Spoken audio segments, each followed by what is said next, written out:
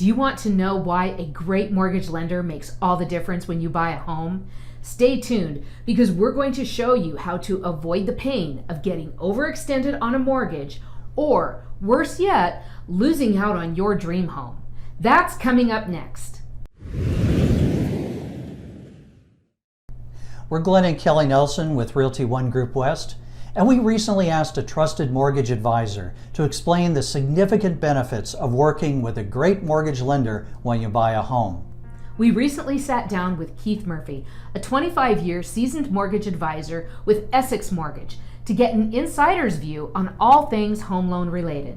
We created a series of videos to give you the inside scoop on the different types of lenders who make mortgage loans, the difference between a pre-approval and a pre-qualification, renting versus buying, and the importance of a great mortgage lender. This is the fourth video in this series where we cover the importance of working with a great lender. A great mortgage lender will ask you all the right questions to find out how to best structure the perfect loan for your needs and work diligently with you to make sure you are pre-approved so you can confidently offer on the home of your dreams, knowing the payment fits your budget. At the same time, the seller will be more inclined to accept your offer with the confidence of closing the sale on time and as promised. The next question is why it's important to have a great mortgage lender.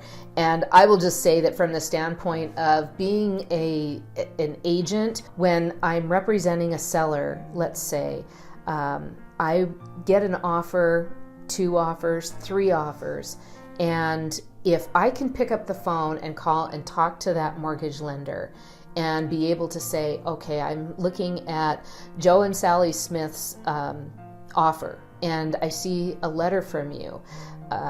How far along in the process are you? And you're able to say to me, we've done everything. This file has been completely through underwriting, and they're solid. I feel so much better about recommending that offer to the seller versus somebody who says, oh, we haven't done anything. I've just talked to them for about 15 or 20 minutes on the phone. I've gotten their pay stubs, but I don't have anything else. So working with a great mortgage lender is throughout that process, from beginning to the very end, I'm going to be getting communication. But additionally, it's that lender knowing this person actually does qualify, or you know what, we're running into some problems, something else has happened for them personally. You don't have to give me exact details, but you're able to say, this isn't going to be a deal after all. We have to pull out. So in your experience working with other lenders, what have you found to be maybe a couple of things? Because I know oftentimes I'll have lenders talk to you. What do you find to be stumbling blocks or things that maybe stand out to you? Sure. I think I'm going to circle back to what we talked about in the beginning with pre-qualification versus pre-approval. When you're going to be a homeowner and you're going to go into the market making probably the single largest investment of your lifetime, I think it's prudent to slow down, and I call it dumping out the puzzle pieces. Make sure everything about your financial situation is out in the open and up front, and we piece it together and do a dry run and make sure that this loan, this financing is going to fit and be doable before you go look for the home. So I already mentioned that. Mm-hmm. What I see out there is because of clients don't want to be burdened with digging up their financial documents until they find a home. They don't want to go through this heavy lifting process of doing paperwork. And lenders, conversely, don't want to go through the homework either and exude energy and labor costs to underwrite a loan when you don't even know if that person's actually going to buy a property. So I think it's like both sides of the fence are getting it wrong. And the opposite of that is that you don't know, they're not going to know if they can buy a property if they don't go through that work. Right. You know, if they don't do their homework and the heavy lifting. The media is making us believe that you could push a button to get a mortgage. And that's not the case. That's just a marketing tool to get you to give them the name and your name and email. But Because ultimately, they're going to have to give all of that information to that lender as well. Might as well get it out in the open before you're in escrow. And, I think that's why truly is, stats showed 44% of all first-time buyers shed a tear of pain during the process. I think as part of that study, 1 out of every 3, that's 30%, said that it was the most stressful event of their lives, and they ranked it higher than losing a job, going through a divorce, or losing someone to a terminal illness. They ranked going through the home buying process as worse than that. Why? Because they didn't do the homework on the front end. And if you do the homework on the front end, you've got certainty. Right. Yes. And if you have certainty as a buyer, yes, and the lender has certainty, and you, the buyer's agent, have certainty, what kind of confidence can we convey when you write that offer and we call the seller and say, look, we're an open book. Yes. Any piece of the puzzle you want to see, we've got it on the table. We have nothing to hide. In fact, if we do this right, and there's time, we can push you through that underwriting process and get you a full loan approval, not just a pre-approval, a loan commitment from our bank. And then when you write that offer and you present it to that seller, I can follow up with a phone call to the listing agent and say, guess what? Kelly Nelson, with this client and this offer, is like an all-cash offer. It's just coming in at full price. Why do I say it's like an all-cash offer? Because it's guaranteed to close. Look on the contract. There is no 21-day loan contingency because it's already been through underwriting. Yes. And if there was one takeaway from these videos that I would like your clients to know is that there's no shortcuts in this process, and you want to do things right, sequentially, step by step. First, look at what you can comfortably afford per month, not what you qualify for, what you can comfortably afford per month. How much capital? There's 0 down loans out there, but maybe somebody has savings. Whatever the number is, if we know how much they have to put down and what they're comfortable spending per month for a house payment, they're going to stay out of harm's way when it comes to their budget and cash flow for their household.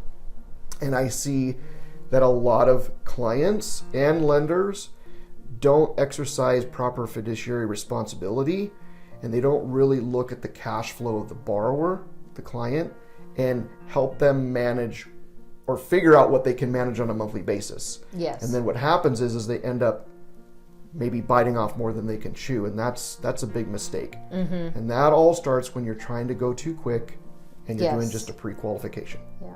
If you do all of that heavy lifting in the process up front, then it just makes for a much smoother transaction. I'd like to add to that, if I may. I could have 10 borrowers that all work at the same company, have the same salary, same credit, same debt load, and same down payment. So mathematically speaking, and lending guidelines speaking, they are all going to qualify for the same amount. But if I took all 10 borrowers or 10 families and put them behind closed doors and said, okay, if you found the right home on the right street for you, how much per month can you comfortably afford? I get 10 different answers. Absolutely. And the reason is the W-2, the pay stub, the credit report doesn't reflect how cash flow maneuvers through that household. And I like to say some clients like to go have a steak at Morton's on Friday night. Some clients like to go to Outback. Others, like me, I go to Ralph's on the way home. I usually find a good steak that's on sale and I barbecue at home. And other clients are vegan. All 3 of those experiences are going to cost different amounts of money, which is why structuring the loan on the front end around that unique financial circumstance. And some parents want to put their children in through college and they want to finance it. Others don't plan to have children. Again, that's not reflected on the W-2. It's not reflected on the tax return. So it's really important to get away from, and I know I keep saying that, the app. I know everybody wants it to be quick and easy, but to walk away from that and say, I want to sit with a professional. It doesn't have to be me, but somebody who's going to sit down with me, analyze my short and long-term financial objectives, analyze my current financial situation and my future financial expectations and situation, and kind of blend together the right loan package before you go out and fall in love with a property that you can't afford. Yes, absolutely. Absolutely.